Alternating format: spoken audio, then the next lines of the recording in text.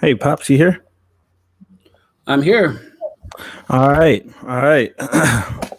First off, I want to say, hope everyone had a great Thanksgiving. I am your host, Dr. Stallion, on the Detox podcast. Shout out to Game 7 podcast for definitely helping me out with this platform. De Niro, you have definitely been an inspiration. I truly appreciate it. Santana, you in that amazing intro, man. If you need beats, go ahead and hit up Santana. All right, Dad. So, thank you so much for joining me. For those of you who don't know, this is my father. He is a pastor at Mount Moriah AOH Church of God Incorporated. His official title is overseer, and I figured today would be a great day to bring him on as we talk about the healing process. Now, those of you who were with us last week know that the topic of conversation was toxic relationships. So today I want to get into the healing process. After you have exited the toxic relationship, no matter which side of it you are on, you might have some hurt or some pain, leaving that situation. So today I have my dad here. We're going to ask him some questions, get his insight, get his answers, because with him being a pastor, he deals with a lot of couples pre and post marriage, also during relationship, and he's a man of great wisdom. So we are doing this show live. If you have any questions, comments for me or Mr. Moore, you go ahead, put your comments. I'll see them.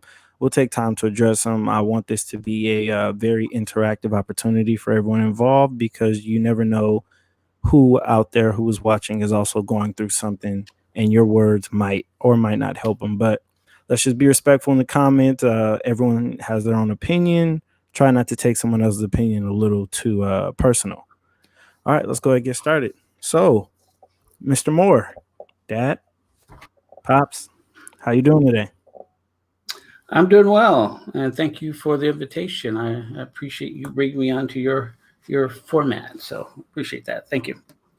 Oh, no problem, no problem. So, like I said, last week we talked about toxic relationships, how for people to identify them. So, once people start to identify them, 9 times out of 10, hopefully they do decide to, get out of it. Um, so, what do you see, or what do you what do you see when, or what do you tell people when it comes to the healing process, as far as like getting past that hurt, getting past that pain? Well, I'm a pastor, so a lot of things that I'll say will be connected to Scripture. Hopefully, that does not offend any of your listeners. But I think that we need to really understand who we are and how God made us. And I'm just going to, this is not a preachy thing, but I think it's always good to bring context into whatever you say, especially when you're talking about relationships. But the Bible speaks that we have three parts. We have our body, which is the physical part of us, but we also have a spirit or a mind, and then we have a soul. So you can heal one part of you. You can fix the broken piece, the broken leg, the broken arm, but you still also have to address that spiritual part, and you have to address that part, that your mind, your spirit, and then finally that part that God, which is our soul. So you can't heal in one phase of who you are, how God made you. You have to deal with all three phases: your mind, your body, and your spirit. So, when you And I say I have find to that heal, I so find what so many people do is they fix the piece that's broken, the physical piece that you can see that's broken, but they forget the fact that there's two other parts that have to be healed also. So you're saying, not only heal the physical, like the heartbreak or whatever you're going through, but there's other things that go into it as far as like mental as well as the spiritual, correct? Exactly, exactly. You have to heal all three parts of you. Okay, so let's put this in a scenario then. I'll give you a scenario, and then I want you to just go ahead and basically just use it as a footnote, as far as like, how you would address someone, because I do have listeners of different type of that have going through different type of hurt and toxic right now, because relationships aren't just intimate relationships, we have friendships, we have family relationships, and everyone goes through something on some type of level. So let's use my situation. Um, my past, you know how I was. So if you have someone coming to you who's been hurt, constantly manipulated, mentally broken down over a course of years, and they say, I can't get past it. I need help. It hurts every day. Well, how do you address them? What do you say to them? Well, that comes in so many pieces. Where, first of all, I think when you're in a relationship, there needs to be some honesty on both parts. There has to be some honesty from the person leaving the relationship, and also a realization or honesty from the person that's being left. Uh, so many times in relationships, many times we only get halfway out, or we keep a place that we can go back to just in case something happens that may not work out in that new move that you make, and we leave the person hanging. And I find that this piece, in terms of honesty, is not demonstrated in relationships. Usually, people try to hold on to some part of that what they're leaving. So it's important to be honest. Don't give the person any hope if what your intention is to be not in that relationship. Don't tell them how much you love them, but I must leave you. No, say that this is toxic and I must go. So again, we have to be honest with ourselves and honest with that person. If you keep leaving them hope, then they're going to have hope that you're going to return, or that you really care more than you say you do. So I would say honesty would be important for both parties. So how do you? Because it's hard, because I mean I hear what you're saying about you don't want to leave them hope. You don't want to leave the door open if on one end you close it all the way. But you have the people, but it's like, I guess it's kind of like a goodbye thing. Does that make sense? It's like a look, I love you, but I have to go. I can't do this. So it's like, does it really hurt the situation even more to say, I still love you, I still care, but I know I have to leave? But you know the person that you're dealing with. Sometimes we grasp for hope in the words that we hear. They can block out everything that you say and only hear the word "I love you." Missed all that part about this is not working. All I heard what you say was "I love you." So again, you have to know the person that you're dealing with. You have to know uh, how they think, how they process. And again, many people who don't want the relationship to end, they're going to only hear what they want to hear, and they'll move from that part of it. So you have to be very clear. And most of us, we don't. It doesn't help. It doesn't feel good to hurt somebody, right? So we try to make our words sound good. We try to fix our words, but in those fixing of words, sometimes you leave hope. For instance, we I work as a chaplain of county, and in our training, they tell us that don't go into a death notification and say that the person expired, the person is no longer here. You have to use the word. You have to say your loved one is dead, and it's that word that they will kind of bring them to that point that yes, this is a reality. So again, the words that you use are going to be important. So that's why they tell us in terms of um, being uh, a chaplain, you have to be clear. Say the words, even if it hurts. You know that person will be in pain, but you have to say the words. Okay, so it makes perfect sense. I understand. So I got another question for you. People heal different ways. You have people who heal by lashing out. You have people, which is actually starting to be more common. You see the people who, when they get out of a bad relationship, it's like, I'm going away. I'm taking a trip. It's like they like to put distance between them and their problem. Um, and there's a couple more I can't really remember on top of my head. But in your opinion, based off what you've seen, what is the most healthiest way to heal? Like, what's the best thing to do when you get out of a bad situation? You have to not care more about the other person than you care about yourself, right? If something is toxic and something is not healthy for you, then you have to care about your own mental, physical condition, and that's where people they seem to not be able to heal or to recover because they still have these feelings, they have these emotions, but you have to care more about you than you do anyone else. And may sound selfish, but it's true for your for your mental health and well-being. You have to care that you're well. You have to care that you get better. And you have to come to the realization that if someone doesn't want to be with you, uh, then you are wasting your time trying to make them be with you or trying to go out of your way. I tell this to couples, especially um, people who are going through difficulty. Uh, a man who really loves you, and I'm talking about men now. I'm a man, so I can talk about men more. If a man really loves you, and I used to use the phrase, he'll slap his mama to get to you, right? Because Mama, that's you are not true. I know you're watching this. Mama, all I'm right. not. That's just a saying now. I don't want to go slap their mamas now. But again, he'll make time for you. You'll be that one. He'll make you feel that you're the only person in the world.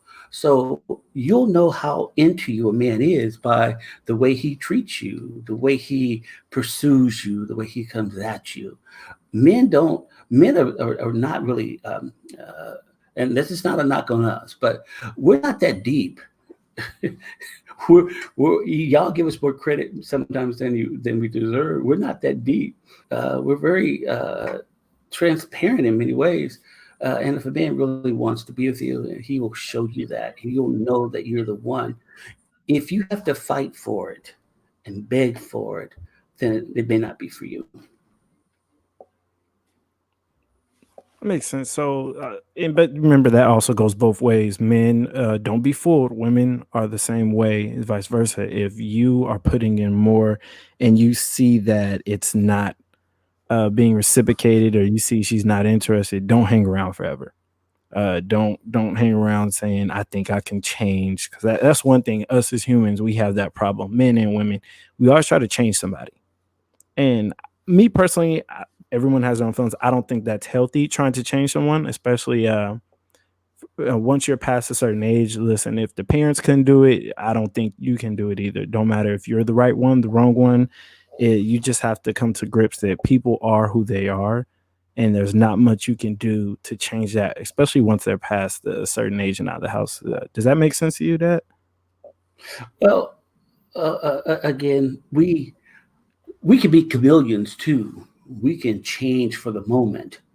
We can change because we you hear what that person wants to hear. You say the words that they want to hear. You speak that language to reel them in, right? Uh, we change sometimes because we want to get what we want. But that's not real. Only time will tell if something is real or not. So you have to give relationships time before you go and invest yourself into something. You need to make sure that you know that individual because people do play games.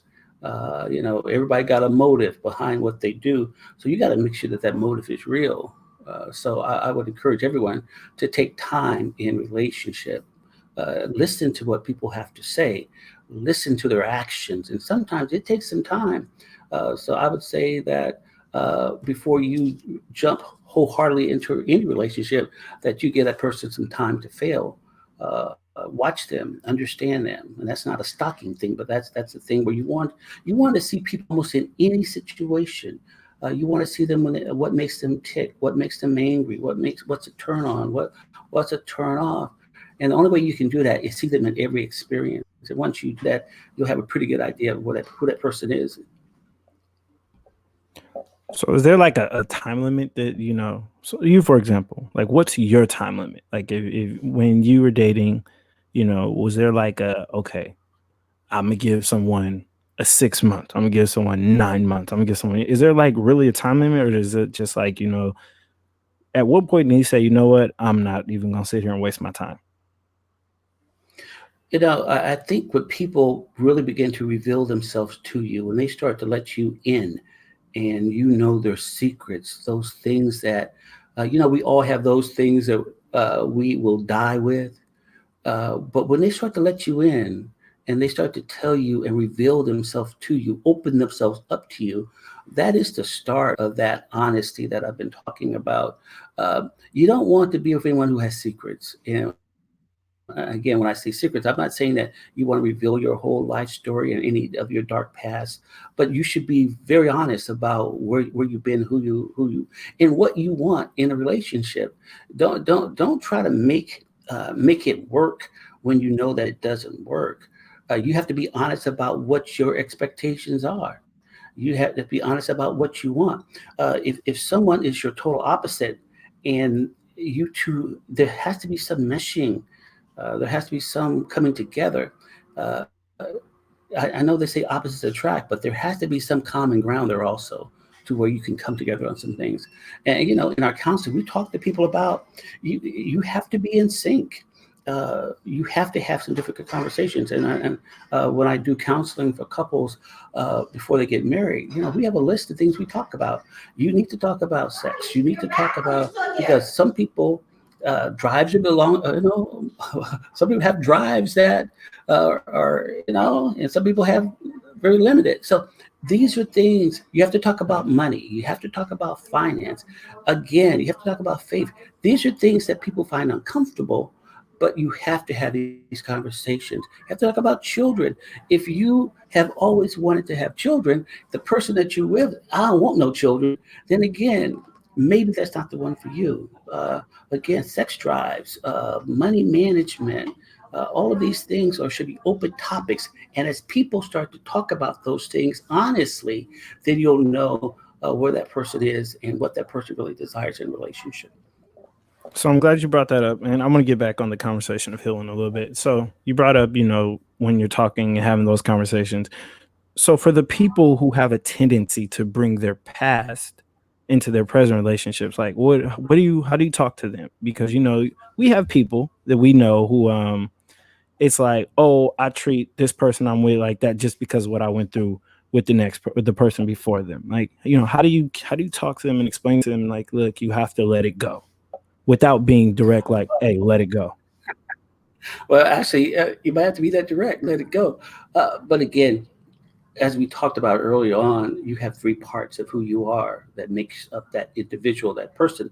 You have that body, which is the visible. You have your mind, which is your thought, and then you have that relationship with God, which is your soul. Those three pieces need to be healed, and they take time. I find that many times people in and out of relationship is they don't allow themselves to heal from that last relationship. So what happens is they'll bring all of those feelings and emotions into the new relationship. Now that individual has to deal with all of that toxic information and the way they were treated, because that individual did not take time to heal all three parts of themselves.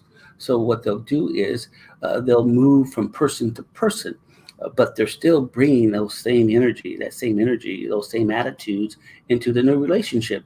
And what you find that they do is that they now will be accusing the new person of doing the things that the old person did, or they'll be on guard for. Again, once you take time to heal all of those things, then the chances are that you'll not bring that toxicity into your new relationship. But we all are seeking love. We're all seeking relationship. We all want that individual that will, what's that term they use, complete us. Well, you must understand that the only thing that can complete you is God. And working with Him, you will be complete. But there is no man or woman that can complete you outside of that. Okay, so for the person who likes to okay, so you're in a relationship and you're dealing with someone with a broken past. What advice would you give to someone who has a broken partner, who has someone who's been through a lot? Like, what can they do to help them through that? To, make sure that, when they make little mistakes, it doesn't turn into a big thing because they have trauma from their past. That's where that word honesty comes in again, because they're going to be looking for you to let them down. So that's why you have to be honest, because they will be looking for you to fail. So many times we not honest. If you know that a person has trust issues, right, and you're always missing in action, well, I hope you know that that will increase their trust issues, right? You have to be transparent when there's an issue of trust or trust that's broken. So again, if you're in a new relationship and she's been hurt in the past, she's been left by somebody, and then you always got to hang out with the boys or she got to hang out with the girls, well, that leaves that individual at home thinking, well, this is just like past. So again, that's where trust comes in. You have to build trust, and you build trust by being consistent. All right, being consistent in your actions, being consistent in your words, being consistent in your time together. All right, so I would say honesty and consistency would be kind of the key to helping a person overcome that past relationship that they had. Okay, so let's switch gears a little bit. We talked about toxic, but like I said, relationships can be a different number of things. So let's talk about family, because there are a lot of people who have been hurt by mothers, fathers, sisters, brothers, cousins. So for someone, and it boils over till they get older, until they finally learn how to deal with it. So if you have someone who is going through pain from whether it be childhood trauma, them as a teenager, or going off to college, how do you talk to them? How do you help them through that? Like, because I know it's still, you have to heal, and I know, like you said, there's three parts to it. But does at any point, is there like a shortcut, or is there like a different road they can take? Well, there are no shortcuts in mental health or mental situations. Uh, One thing we tell people that are going through in counseling, what we tell people that are dealing with crisis, dealing with trauma, is that you have to allow them to deal with it in their own terms, on their own time. Many times when we talk to people, we deal with people, we like to uh, say to ourselves and to them, okay, enough is enough. You should be over that by now, right? Right. So but then now what you're doing is trying to tell them how they process pain or process trauma or process grief. I find that the best way to do this is allow them to go through the process, and that process, as long as it should take them to go through it. And if you want to be in a relationship, that person is going through that, you need to give them time to get through it. So I caution people, especially people who are dealing with individuals that have been through trauma, been through pain, been through crisis, is that you need to allow them to come out of it, and you need to back away and allow them to do that. If they go through the whole grieving process, understanding what the grief is, identifying the grief, recognizing the grief, and then going through that process of healing, then they'll be great. They'll be fine at the end of that. But if you come in and interrupt parts of that, then that means they did not go through the whole grieving process to where healing starts. So again, these things take time, and we must allow people to go through that process on their own.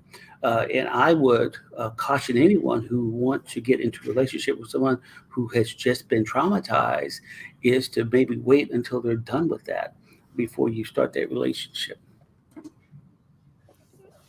All right, so let me bring up a situation, because I know someone right now, and if this person was in front of you, I want to hear how you would help them through this. So I know someone who recently lost their father, and it's hard to tell if it's anger, or if it's hurt and pain for not dealing with the loss, of especially a father. It's very important to everyone's life. So it's like, what would you say to that person, if that person was watching right now? How would you help them through this in a way? I know you can't like really help them through it, but how would you, how would you advise them? Well, kind of alluding to what we just talked about, is that there are what they call the stages of grief, the stages of trauma, and those who want to help need to understand what those stages are. right? And also understand that within those 4 to 5, depending on what psychologist you're looking at, between those 4 to 5 stages of grief, is that there could be relapses, right? So first of all, if you say if we're going through those stages of grief, that first part of that might be the acceptance that this happened, right? The anger that comes out of that, right? So once they accept it, and when people get bad news or death happens, there's this disbelief. Is this real? And then the anger comes in. They're no longer there. They left me. And this especially in terms of suicide, where people, this loss just happens. Even just death in general, uh, they will go through the 4 to 5 stages of grief. The people on the outside of that need to be aware of what those stages are. I give folks that are dealing with this, I will give them those stages, and we will work through those stages of grief with them. Again, it is first of all the recognition, the realization that this happened, and then the anger that comes after that, and then there may be a portion to where they seem to be going through fine, but then there's a relapse because sometimes the shock of it all comes later on down the line as they realize what they're dealing with, what they're going through, and then they may go all the way back to the anger piece when you thought they were on stage 3 or 4, they're back at stage one. So again, we allow people to process this on their own time. But again, it's important for someone who's going through that dramatic trauma, especially of a loss of a loved one, a father, a mother, sister, brother, a friend, that there will be stages of grief. And we can share those stages. We can actually share that with you, can share that with your audience. But there are these are tried and true. There are 4 to 5 stages of grief, and you want to watch, and we can even show you to where how a person acts within each one of those stages, and you'll find that beneficial as you kind of deal with people who have suffered loss. So your advice to someone who's sitting there watching them, watching someone go through grief is basically like you said, just give them time, let them, Give go through it. But give at what point? What are you gonna say? give them, but also understand the stages that they're going through. So I would encourage anyone who has that individual in their life to also look at what those stages are and how a person reacts or acts within each one of those stages. So you'll know what they say, what they do, you'll know exactly where they are, and you'll have some hints within those the documents that I'm talking about to actually these are the things I can say, these things I should not say to kind of help them through those stages of grief.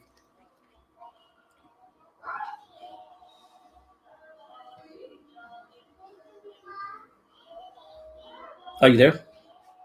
You seem to have frozen up on me there.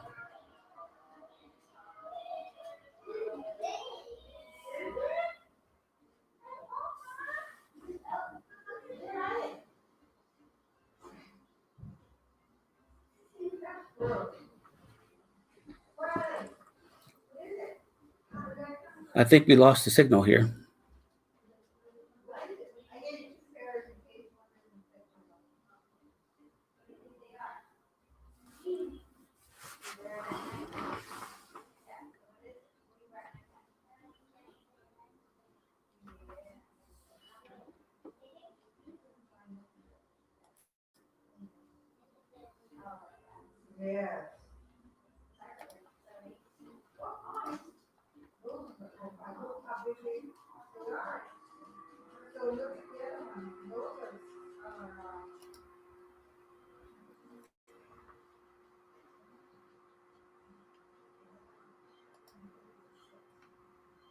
Okay, I'm back. You got me?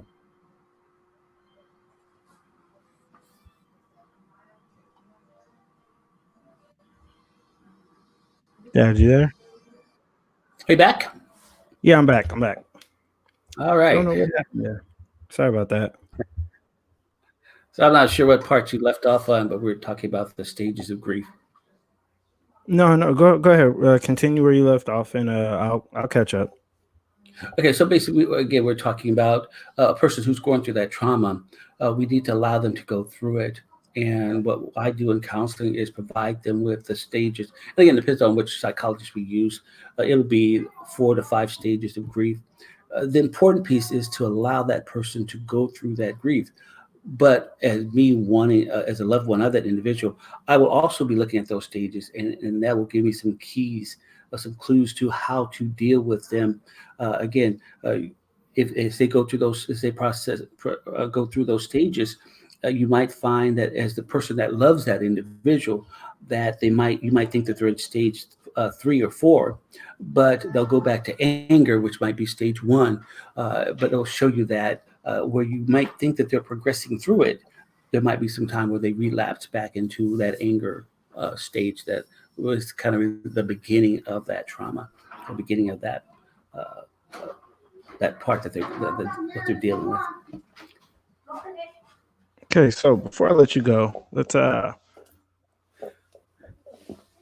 go back to the relationship. For someone who is afraid to get out because you have the people who don't want to be alone. They feel like they'll never find someone as good as this person. But like you said, at the end of the day, it's toxic and they have to love themselves more than they care about the other person. For those people who really like legitly don't, it's like I don't care how they treat me, like I'm better off here than anywhere else. Like, what is there to say to them?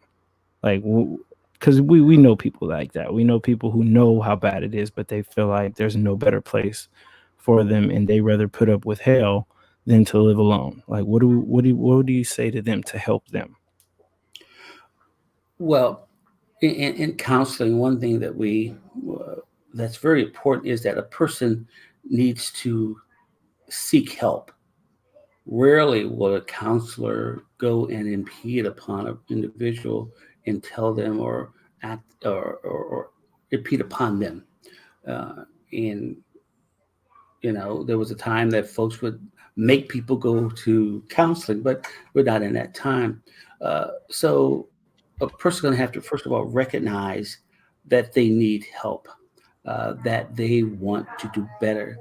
Uh, but if a person does not come to that realization, well, there's really nothing that anyone can do. So that person will continue to tumble into uh, these toxic or bad relationships and many times get abused because of that. Uh, there should be a respect piece in any relationship. When an individual stops respecting you, you know, that's a sign that this is not a place for me. And I know, I guess some people say, well, a little bit of something is better than nothing. To me, that don't work because I'm a little selfish in that I want mine. I don't believe in sharing. I don't believe that that is tenable. And most of us, we want our own. And, sometimes we have these ideas of what that individual is and how we want to be treated. Uh, you have to have some standards. You have to, there has to be something in you that says, I'm not taking that. And if you do that, I'm out. That's that pride in yourself. That's that belief in who you are. A person will treat you the way you allow them to treat you. You know, if you don't mind somebody cheating on you, then that person will feel free. But if you mind that, then I think in counseling, we have this thing called deal breakers. You should have a set of deal breakers in your relationship. If you do this, I'm out. If you say this, I'm not taking it. So we all should have deal breakers in our relationship, and let's be honest about what those are. Uh, some things are, if you do it, it's over, and we need to be very clear those things are as we communicate within our relationships. All right. Well, thank you so much for joining us today, Dad. I hope you have a great night, and I hope things that you said here resonate with someone. And if anyone ever needs to reach him, he is Walter on Facebook. Am I right? Yeah, I'd rather you go through the church though. personal. Church is church. Counseling is church. So if you the church also has a page, Mount Moriah AOH Church. It's also on Facebook, and you can leave whatever you want through there. And that's usually the way I communicate with folks. We ain't friends. It's more of a professional relationship. Okay, so there you have it. If you need to reach him, you can reach him through the church website. That's Mount Moriah AOH Church. All right, thanks, Dad. Have a good night. Thank you very much for the invitation. And hopefully something was said tonight that will help somebody. All right. Take care. All right. All right. So just sum up a little bit of tonight. Like I said, we talked a lot about healing. So for those who if you're going through something, just please remember, like he said, there are 3 steps. Make sure you heal each of them. Don't just heal the physical and feel like just because, your heart don't feel broken no more that you're healed. Nah, don't forget to deal with the mental as well, especially the mental, because if you never deal with your mental, what you have gone through in your past will drag out with you to the next relationship and then the next and the next one after that. Also, don't settle, please. Don't. Can't change anybody, especially at the age that most of us are now, the ones that are over 25. Once you get past those college years, you are who you are. It's hard for people to change, especially once they get in that comfort level. So, just make sure that you love yourself more than anyone else, because you can't really love anyone until you know who you are, until you love yourself. And also, ladies, remember, like you said, if a man really wants you and if a man really loves you, he'll slap his own mama to get to you. Except for me. I love you, mom.